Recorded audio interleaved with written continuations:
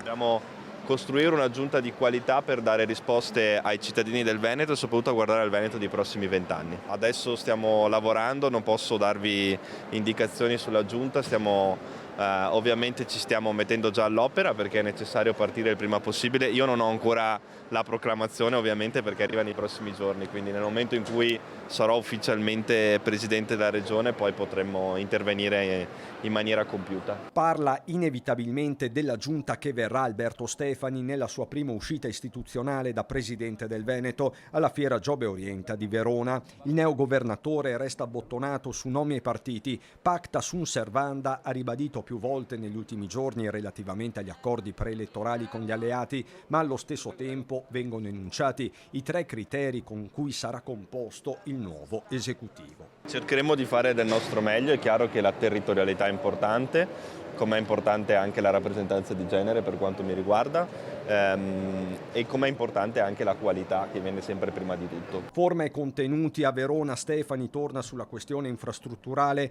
rilanciando la grande holding autostradale del nord-est, tema che nella provincia scaligera ha un suo peso specifico, ma non si sottrae nemmeno alle questioni nazionali, su tutte il ritorno alla leva militare, seppure volontaria, preannunciata dal ministro Crosetto, proposta accolta in modo quantomeno gelido. Credo sia più opportuno per i cittadini e per i ragazzi del Veneto lanciare delle iniziative in collaborazione con le associazioni locali.